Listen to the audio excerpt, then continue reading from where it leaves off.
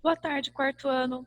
Vamos então à nossa aula de história de hoje, corrigindo a tarefa da página 106, ok? O exercício 1 da página 106 perguntava por que as primeiras aldeias surgiram em regiões consideradas férteis, tá? Então, isso estava explicado lá em um dos ramos do mapa mental, que eu expliquei para vocês na quinta-feira. As primeiras aldeias surgiram em locais com terras produtivas, em geral, próximas aos rios, porque esses fatores foram essenciais para o desenvolvimento da agricultura. Para algo poder germinar, crescer, tem que estar em uma terra própria para plantio e também o fator de estar perto de rios ajuda nesse desenvolvimento. Então, as primeiras aldeias surgiram nessas regiões porque era mais fácil para o homem manter a plantação fértil, né? E assim ele teria alimento para a aldeia, ok? Agora, leia as afirmativas a seguir e marque V para verdadeiro e F para falso. Para facilitar o cultivo de alimentos, os grupos humanos primitivos tornaram-se sedentários.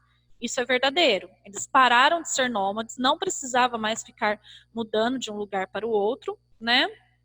Porque já pensou plantar a semente e ir embora? Não pode, né? Então eles começaram a se tornar sedentários para poder facilitar o cultivo dos alimentos. Aqui, as primeiras aldeias ficavam muito distante dos rios por causa das constantes inundações. Falso. A gente acabou de ver lá na questão 1 que quanto mais próximo dos rios, melhor, tá? Viver nas aldeias era uma forma de os grupos humanos obterem segurança em relação aos animais ferozes. Verdadeiro. Como eles não estavam mais mudando de um lugar ao outro, tinham suas próprias construções, né, começou a morar junto de várias pessoas, isso também ajudou na segurança em relação aos animais ferozes. Também começaram a domesticar alguns animais para ajudá-los nisso. Com a oferta de mais alimentos por causa da agricultura, a população das aldeias diminuiu.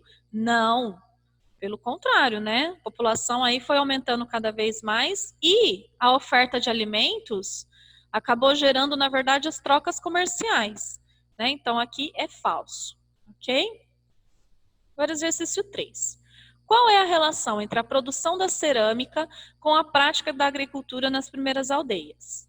Então, com o aumento da produção de alimentos por meio da agricultura, percebeu-se que era necessário armazenar as sobras das colheitas. Então, a gente viu isso no mapa mental também da semana passada. Como começou a ter um excedente, precisava guardar em algum lugar tudo isso. E aí o homem, então, decidiu guardar aonde? Primeiro eles começaram a produzir as peças de cerâmicas aí para ajudar neles e depois vieram aí alguns lugares de armazenamento, tá? Mas a princípio eles produziram as peças de cerâmicas para ajudar a guardar o que estava sobrando, tá bom? Nós veremos agora a história do surgimento das primeiras cidades. Então, como que uma aldeia acabou virando cidade? E a partir do surgimento das primeiras cidades, nós temos um novo momento histórico, que é a antiguidade. Então, saímos da pré-história e estamos entrando no período da antiguidade, certo? Daqui a pouco a gente se vê novamente. Muito bem, quarto ano, vamos falar então sobre a aula de hoje, que são as primeiras cidades. Eu dividi essa aula em dois mapas. Esse primeiro mapa vai falar um geral sobre as primeiras cidades e o segundo mapa vai falar especificamente sobre as cidades da Mesopotâmia, que é uma região muito importante para esse início aqui de história, tá? Bom, primeira coisa para a gente ficar sabendo aí, as primeiras cidades deram origem a uma nova fase dentro da história. Então nós não vamos mais falar em pré-história, isso já acabou, ok? Essa nova fase agora se chama antiguidade ou história antiga.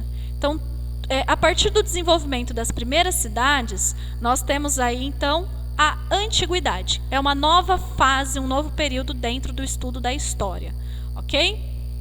A primeira cidade que se tem registro é a cidade de Satal Yuyuk.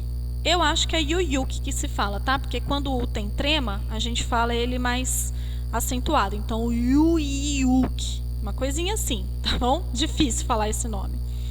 Essa primeira cidade surgiu há 7.000 anos, ok? no Planalto de Anatólia. Onde fica isso? Atualmente fica onde é o país da Turquia, no território do país da Turquia, tá? Lá no Oriente Médio. Era uma cidade de 10 mil habitantes. Isso para a época, gente, era muita coisa mesmo. 10 mil habitantes hoje não é nada, é uma cidadezinha pequena. Mas 10 mil habitantes naquela época era muita coisa, tá? Eles viviam da agricultura e do pastoreio, heranças aí então dos povos pré-históricos sedentários, né? Cuidava então da agricultura e da criação de animais. Produziam cerâmica, esculturas e vestimentas. Então aqui eles têm muitas características desses primeiros povos sedentários aí, dos povos das primeiras aldeias, né? Como que era? Acho melhor assim. Como que era a organização desses povos nas cidades, lá na cidade, tá? Primeiro, uma característica interessante dessa cidade é que ela não tinha ruas. Não tinha rua nela, tá? E as casas eram construídas uma do lado da outra. E isso, gente, é uma característica até hoje. Se você for ver as casas do Oriente Médio, elas são todas uma em cima da outra, assim, uma do ladinho da outra. E aí, o que acontecia? Para você acessar a casa, era através do telhado. Você usava uma escada, ia até o telhado da casa, e do telhado da casa você entrava dentro. Então, tinham escadas internas e externas nessas casas aí, tá? Como que eles construíam essas casas? Usando o barro em forma de tijolo. Então, eles começaram a moldar o barro em forma de tijolo para fazer as suas casas, tá? Tem uma ilustração desse tipo de casa na página 98. É bem legal, bem interessante a forma como eles faziam aí para entrar em suas casas e a própria forma de construção, tá? Bom, vamos falar então sobre uma região muito importante também, tá? Para o desenvolvimento das primeiras cidades. Foi a região da Mesopotâmia. Por que ela recebe esse nome? Ela recebe esse nome porque é uma região que está entre dois rios. Mesopotâmia significa entre dois rios, terra entre dois rios. Que rios são esses? O rio Tigre e o rio Eufrates. São dois rios muito importantes lá para a área do Oriente Médio. Até hoje eles são importantes, tá? Quais cidades aí, entre várias cidades, as cidades mais importantes da Mesopotâmia são Eridu, Ur, Uruk e Nippur. Essas são as cidades mais importantes. Essas cidades aqui surgiram há cerca de 5 mil anos atrás. Tá bom?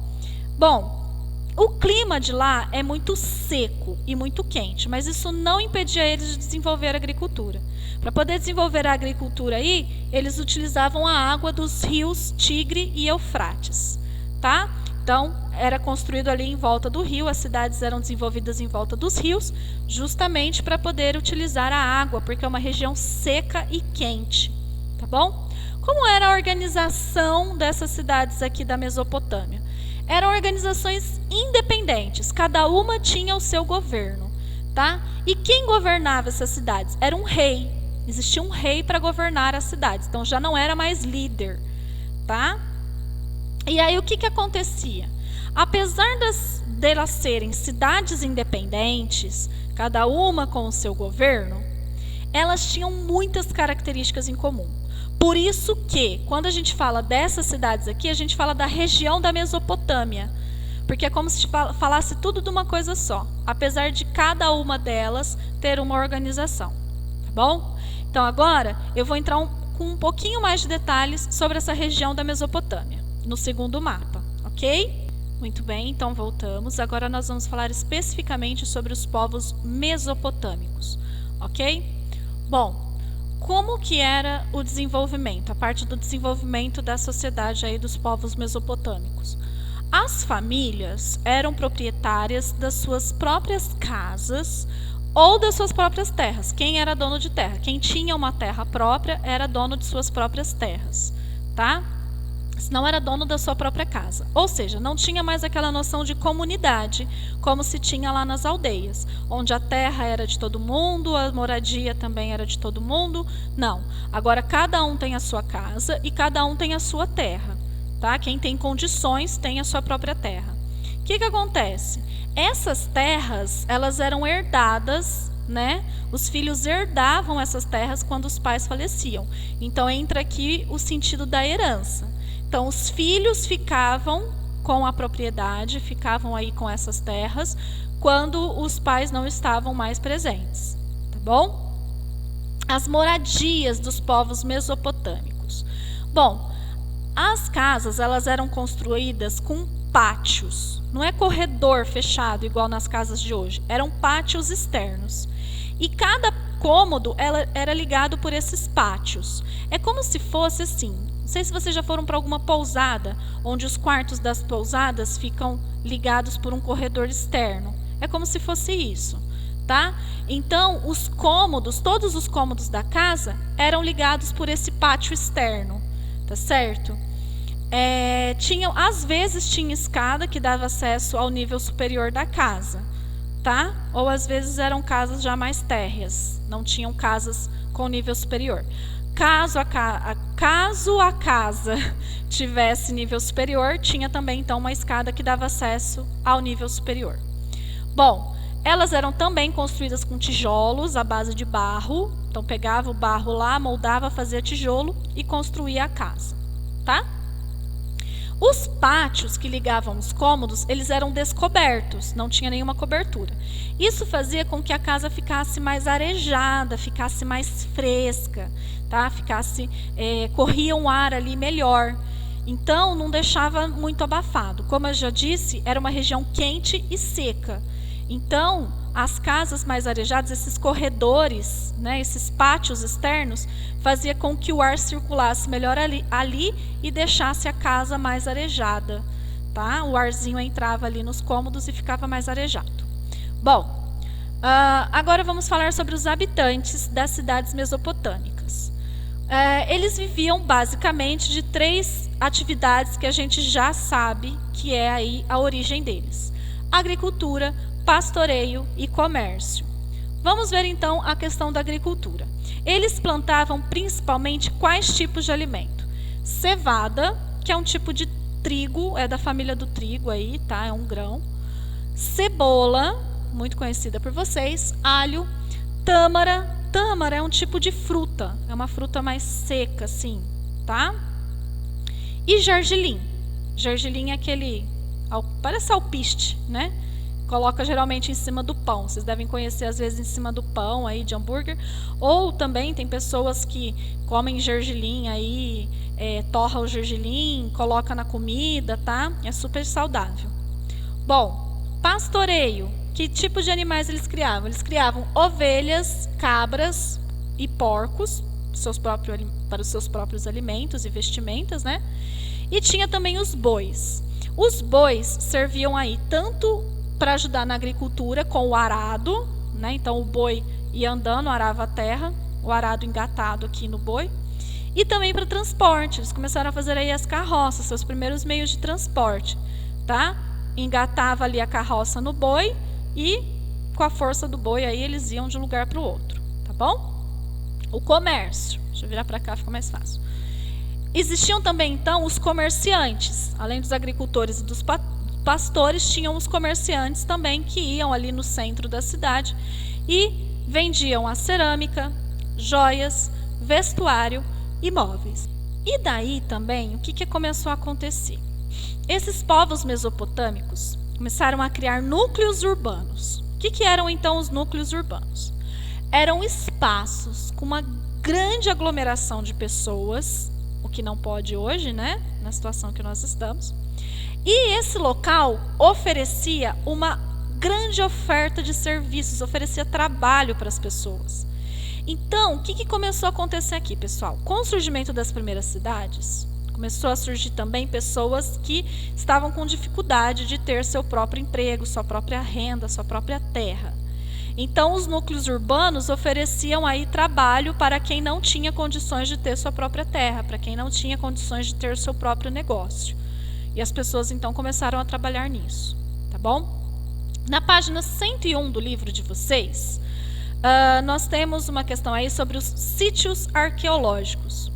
Um dos sítios arqueológicos mais importantes na região da antiga Mesopotâmia remete às ruínas da cidade de Nimrud, que foi fundada há mais de 3.000 anos. É uma cidade um pouco mais nova dessas que nós estudamos.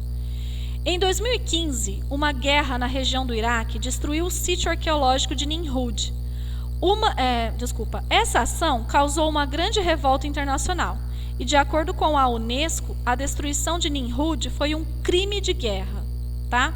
Então, gente, o que acontece? Ele pergunta aí na página 51, quais perdas para a humanidade a destruição de um patrimônio cultural pode causar? Galera, por que a gente sabe que as primeiras cidades tinham esse tipo de construção? Por que a gente sabe que os primeiros seres humanos viviam dessa forma? Galera, a gente sabe tudo isso graças ao que eles deixaram para a gente. Se a cada guerra ou a cada nova construção que o homem quiser fazer, ele tiver que destruir essas construções antigas, destruir essa história, daqui a um tempo nós não vamos mais saber, nós não vamos ter como provar a existência desses povos. E muitas das coisas que esses povos fizeram influi hoje no nosso dia a dia. Então é muito importante preservar essa história, para a gente poder contar cada vez mais, procurar cada vez mais em detalhes tudo o que eles trouxeram para a gente, tudo o que eles nos influenciaram, Se não fossem os povos da Mesopotâmia começar a produzir esses tipos de alimentos aqui, hoje em dia nós não teríamos eles, nós não conheceríamos isso, tá? Se eles não tivessem construído casas dessa forma, não teriam as casas que nós temos hoje. Aliás, em muitas cidades, muitas moradias, são feitas desta forma aqui. A família, pai, filhos, mesmo que o filho casou e já tenha filhos também, Então, pais, filhos, netos moram tudo numa mesma casa. E essa casa, os cômodos das casas são ligadas por um pátio externo. Então, tem a cozinha que fica nesse pátio externo, que é comum a todos. E cada cômodo, cada quarto aí de uma pessoa é ligada por um pátio externo. Então, isso ainda existe. E por que existe? Porque nós tivemos a influência desses povos, tá? Então, quais perdas para a humanidade a destruição de um patrimônio histórico, aliás, de um patrimônio cultural pode causar? A gente perde a nossa identidade. A gente perde aí uma parte importante da história da humanidade. Tá certo? Uma sugestão de resposta estará num arquivo anexo aí para vocês, junto com a correção da tarefa, para que vocês possam registrar. O que vai ser a tarefa de vocês? Na página 107, vocês têm os exercícios 4, 5 e 6. Então, no exercício 4, ele pede para completar o quadro a seguir, de acordo com a identificação da causa e consequência do fato. Então, vocês têm 2 pontos: aumento da população e desenvolvimento da agricultura. Aí você tem um fato. O fato é maior oferta de alimentos. O que causou a maior oferta de alimentos? O aumento da população ou o desenvolvimento da agricultura? E qual foi a consequência da maior oferta de alimentos? Aumento da população ou desenvolvimento da agricultura? Vocês vão encaixar em causa e consequência esses 2 termos, tá bom? Exercício 5. A partir da sedentarização, surgiram novas formas de organização dos grupos humanos. As primeiras aldeias eram formadas a partir de... Então, tem 4 opções: um bairro, um clã, uma cidade ou um reino. As primeiras aldeias, não é as primeiras cidades, tá? E aí vem uma questão 6. As primeiras cidades diferenciaram-se das aldeias porque se tornaram núcleos urbanos. Marque com um X nos quadros que apresentam transformações que determinaram essa diferença. Então, vocês vão colocar... É o raminho que eu acabei de explicar, dos núcleos urbanos, tá? Esses núcleos urbanos formavam o quê? Vão ter 2 opções corretas aí, tá bom? Vocês vão assinalar 2 quadradinhos aí. Ok, turma? Bom, nossa aula de história hoje foi um pouquinho longa, Mas espero que vocês tenham compreendido. Logo mais estaremos online aí na nossa aula. Estaremos ao vivo para que vocês possam tirar suas dúvidas, ok? Então, beijos e até a próxima aula.